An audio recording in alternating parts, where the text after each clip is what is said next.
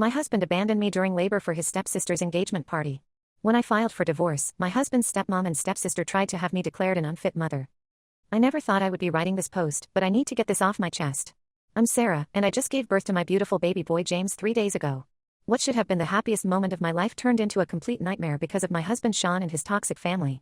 I'm still emotional writing this, so sorry if it's all over the place. Sean and I met during our final year of college 6 years ago. He was the teaching assistant in my advanced economics class, and I was immediately drawn to his quiet confidence and kind smile. We started dating after the semester ended, and everything felt perfect. Sean was attentive, caring, and seemed to understand me in ways no one else did. He would surprise me with coffee during my study sessions, remember tiny details about my likes and dislikes, and always made time for me despite his busy schedule. Sean lost his mom to cancer when he was 12, and his dad remarried when Sean was 15. His stepmom Karen, 52 female, has a daughter Emma, 26 female, from her previous marriage. When Sean first introduced me to them 3 years into our relationship, they seemed nice enough. Karen was overly affectionate, constantly hugging Sean and calling him my boy, while Emma treated him like her personal guardian. I thought their closeness was sweet, if a bit intense. Sean explained that Karen had saved their family after his mom's death, and he owed everything to her. The first red flag appeared during our engagement. Sean proposed during a family dinner at Karen's house because family should be part of every important moment. I wanted a private proposal, but I let it slide because he seemed so excited to include them. Karen immediately took over the wedding planning, dismissing my ideas as too modern or not family-oriented enough. When I tried to stand up for myself, Sean would say Karen raised me for half my life, she knows what's best. After our wedding 2 years ago, things got progressively worse. Karen and Emma would show up at our house unannounced, usually around dinner time, and expect to be fed and entertained.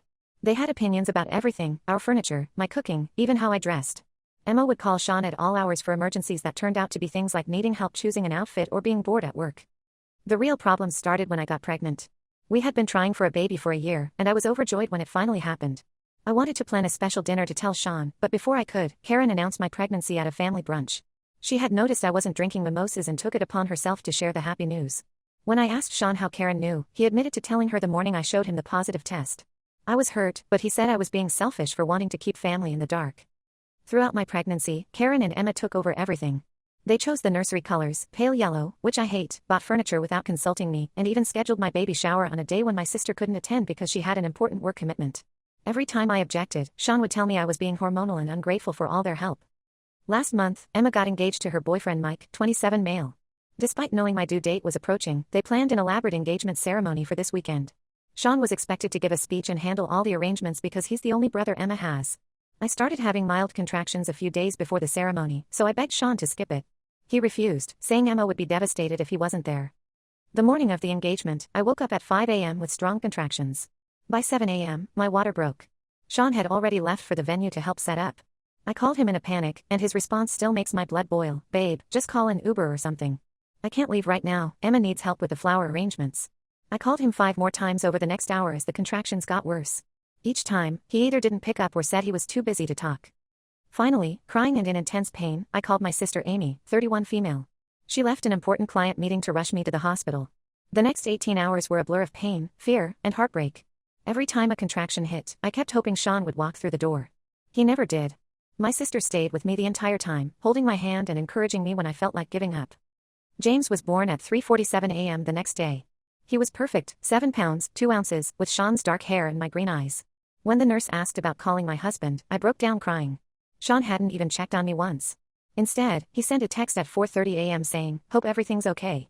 Karen and Emma need me here. Emma's having a meltdown because the caterer messed up the dessert table. Send pics of the baby when you can." That text broke something in me. My sister took a photo of it before I deleted it, saying we might need it later. She was right. When Sean finally showed up at our house 2 days later, he acted like nothing was wrong. He brought a stuffed bear for James and said, "See? I got him a present." Emma helped me pick it out. No apology, no acknowledgement of missing his son's birth, nothing. When I told him I wanted a divorce, he actually laughed and said I was being dramatic. The birth went fine without me, he said, and Emma really needed her brother that day. That's when I knew, this man would never put me or our son first. His priority would always be his stepmom and stepsister. I'm currently staying with my sister. My parents are beyond furious with Sean. My dad, 58M, contacted his lawyer friend the moment he heard what happened. Meanwhile, Karen and Emma have launched a social media campaign against me, posting long rants about how I'm tearing their family apart and using my baby to punish them. They're claiming I deliberately went into labor during Emma's engagement to steal her spotlight. Sean keeps texting that I'm overreacting and that family comes first. He's right about one thing, family does come first. But my family is James now, and I need to protect him from people who think an engagement party dessert table is more important than his birth. I've blocked Sean's entire family and am working with my lawyer to file for full custody. My lawyer says abandonment during a medical emergency is serious and will help our case. I know some might think I'm being harsh by not letting Sean see James, but how can I trust someone who couldn't even be bothered to show up for his son's birth? Am I wrong for filing for divorce and keeping my son away from his father? I feel strong in my decision, but the constant social media attacks and flying monkeys are starting to wear me down. Update 1. First, I want to thank everyone who commented on my original post. Your support has meant everything during this nightmare. A lot has happened in the past 2 weeks, and unfortunately, things have gotten both worse and better in ways I never expected. Let me start with what happened yesterday. I was at my sister's house, feeding James, when we heard loud banging on the front door. Karen and Emma were outside, screaming that they had a right to see their grandson. My sister has a video doorbell, so we could see them on her phone. Karen was dressed like she was going to church, probably trying to look respectable, while Emma was in full makeup wearing her engagement party dress, of all things. When we didn't answer, they started getting aggressive. Emma began taking photos of the house, saying she was documenting everything for court. Karen pulled out her phone and started recording a video, yelling, "Sarah, we know you're in there. You can't keep our grandson from his real family. We're the ones who will raise him right." The most disturbing part was when Emma started threatening to call CPS. She was screaming, "We'll tell them you're mentally unstable. We'll tell them you're on drugs. No judge will let you keep that baby once we're done with you." My sister caught all of this on her security cameras, which she had installed the day we moved in because she didn't trust Sean's family. We called the police, but Karen and Emma left before they arrived. The officers took a report and reviewed the security footage. One officer told us to save everything and gave us information about filing for a restraining order. My lawyer is already working on it. But here's where things get really interesting. Later that night, I received a Facebook message from Mike, Emma's fiancé. At first, I was going to ignore it, but something made me read it. What he revealed made me physically sick. The whole engagement party emergency during my labor? Complete fiction. There was no caterer crisis, no meltdown, nothing. Mike sent me photos from that day, dozens of them. While I was in labor, Karen had organized a full family photo shoot. There are pictures of Sean, Karen, and Emma posing in the garden, making silly faces, cutting a celebratory cake. They even did one of those staged surprise proposal reenactments for the photographer. The timestamps on the photos align exactly with my labor. There's one of Sean giving a champagne toast at the exact moment James was born. They were celebrating and laughing while I was going through the most painful and terrifying experience of my life. Mike revealed more. He's been feeling guilty since learning about what happened during James's birth. Apparently, he overheard Karen and Emma planning this whole thing weeks ago. They deliberately scheduled the engagement celebration close to my due date because Karen said, pregnant women always try to steal attention with their drama. They wanted to make sure Sean would choose them over me and the baby. But it gets worse. Mike also told me about the money. He discovered that Sean has been giving Karen access to our joint savings account for months. She and Emma have been using our money not just for the engagement party, but for their planned wedding as well. They've already booked an expensive venue and put down deposits for a designer dress, all with our money. Mike estimates they've spent over $50,000 of our savings. This explains why Sean kept deflecting whenever I asked about our depleting savings. He would say things like I'm handling the investments or it's just market fluctuations. I trusted him because he works in finance, but now I realize he was just funding his stepmom's extravagant plans with our money. Mike feels terrible about all of this. He said he's rethinking his entire relationship with Emma after seeing how her family operates. He's offered to be a witness for my case if needed and has been sending me screenshots of their family group chat where they're actively planning how to deal with me. The good news in all this mess is that my support system has been incredible. My mom took emergency leave from work to help with James. She's been staying with us at my sister's house, cooking meals and helping with night feedings so I can get some rest. My dad's lawyer friend, who's handling my case pro bono, says we have an extremely strong case for full custody and financial restitution. Yesterday, Sean got served with divorce papers. His reaction. He showed up at my parents' house. He doesn't know I'm staying with my sister, with Karen and Emma in tow, causing a scene. My dad recorded everything on his phone. Sean was switching between begging me to think of our family and threatening to destroy me in court. Karen claims she has proof that I'm mentally unstable because I'm cruelly keeping James from his real family. Her proof? The social media posts she and Emma have been making about me, where they paint me as an unstable, attention-seeking woman who trapped Sean with a baby. The irony of using their own lies as evidence is almost laughable. I've started keeping a detailed diary of everything that happens, saving all messages, and documenting every attempt they make to contact me. My sister suggested we start a separate email account just for saving evidence, which has been helpful. The hardest part of all this is knowing that Sean not only chose them over his son's birth but actively participated in their cruel games. The man I married, the one who used to bring me coffee during study sessions and remembered tiny details about my likes and dislikes, feels like a stranger now. James is the only thing getting me through this. He's such a good baby, and every time I look at him, I know I'm doing the right thing by protecting him from these toxic people. He deserves better than a father who poses for happy family photos while his son is being born. I'll update again when there are more developments. Right now, I'm focused on the custody hearing next week and finalizing the restraining order paperwork. Thank you all for your support, it means more than you know. Update 2. I've been hesitating to write this update because the truth keeps getting darker and more twisted. Remember how Sean always claimed he was close to his stepmom and stepsister? Well, Mike has been sending me more information, and what I've learned about this family is honestly disturbing. First, the big news: Mike broke off his engagement with Emma last week. He couldn't handle the guilt of watching their manipulative behavior anymore. After he ended things, he came to meet me and my lawyer to share everything he knows about Karen's history. What he revealed explains so much about Sean's behavior. Karen, it turns out, has a documented pattern of controlling her partners and their children. Before marrying Sean's dad, she was married to a wealthy businessman with a teenage son. Mike found this out because Emma used to brag about how her mom always lands on her feet. Karen pulled the exact same moves back then, isolating the son from his father, making herself the center of the family, and manipulating situations to create dependency. That marriage ended when the businessman discovered Karen had been secretly transferring his assets to her personal accounts. Sound familiar? The man fought hard for custody of his son and won, which is why Karen and Emma never mention this part of their past. They just say the man was cruel and abandoned them. But here's the truly shocking part about Sean's situation. Remember how Sean always said Karen saved their family after his mom's death? Mike revealed that Karen deliberately pursued Sean's dad when he was still grieving. She would show up at his office with food, offer to help with Sean, and position herself as the solution to all their problems. Normal stepmom behavior, right? Wrong. Karen actually scheduled her wedding to Sean's dad on the death anniversary of Sean's mom. She claimed it would help everyone move on and create new happy memories for that date. Sean's dad only realized years later how manipulative this was, but by then, Karen had already shaped Sean's entire worldview. She made sure Sean saw her as his savior and his dead mother as someone to move past. Mike shared screenshots of Emma bragging about this in their private chats. Emma called it her mom's specialty, finding vulnerable men with children and making herself indispensable. She even joked about learning her mom's techniques for her own relationships. The financial investigation has revealed even more. Remember the missing $50,000 from our savings? It wasn't just for Emma's wedding. Karen had convinced Sean to invest in a family business opportunity, a supposed boutique that she and Emma were going to open. The business doesn't exist.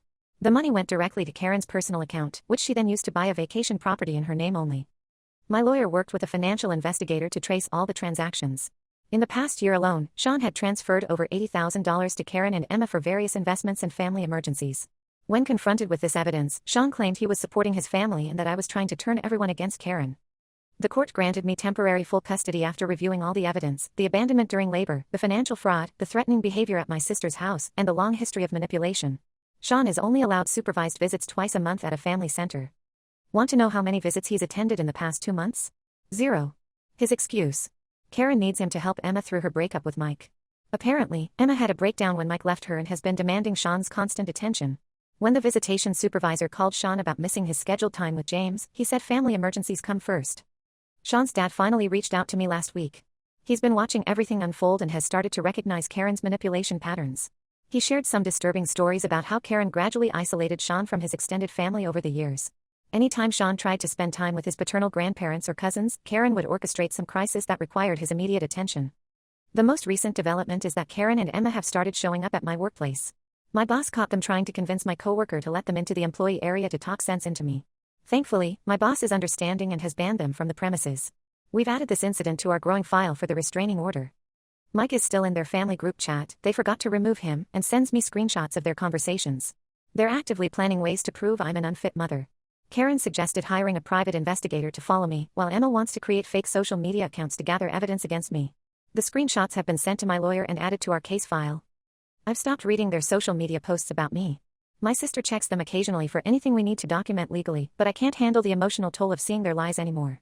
I'm focusing on James, who's growing so fast and brings so much joy to our lives. Every time I look at him, I know I made the right choice in keeping him away from their toxic influence. I'll update again when there are significant developments. For now, I'm just grateful for my support system and the fact that all their manipulation is being exposed. Update 3. I want to start by thanking everyone who's followed my journey and offered support. The past 6 months have been a roller coaster, but I'm finally seeing the light at the end of the tunnel. The divorce is officially finalized, and the results exceeded even my lawyer's expectations. I got everything we asked for: full custody of James with Sean only getting supervised visits twice a month, substantial child support, and a comprehensive restraining order against both Karen and Emma. The judge was particularly disturbed by the evidence of financial manipulation and their harassment at my workplace. The financial investigation uncovered even more than we initially thought. Beyond the $80,000 we knew about, Karen had manipulated Sean into signing over another $45,000 in business investments over the past 2 years. The court ordered her to repay the entire amount, but surprise, surprise, she immediately filed for bankruptcy. My lawyer says we can still pursue the money through other legal channels, but honestly, I'm just glad to be done with their financial manipulation. Sean has only shown up for one supervised visit in 6 months. He came to the first one, spent 20 minutes awkwardly holding James while complaining about the supervision requirement, then left early because Emma needed him. She had apparently gotten engaged again, yes, just 3 months after Mike left her, to some wealthy businessman she met at a country club. Sean was too busy helping plan another engagement party to bother with his son. The most unexpected development came from Sean's dad. After our last update, he finally opened his eyes to Karen's manipulation and filed for divorce himself. During the proceedings, he discovered that Karen had secretly taken out several loans in his name for Emma's business ventures. He's now working with the same financial investigator we used. Sean's reaction to his dad's divorce was telling. Instead of supporting his father, he moved in with Karen and Emma. He claimed his dad was abandoning the family just like I did.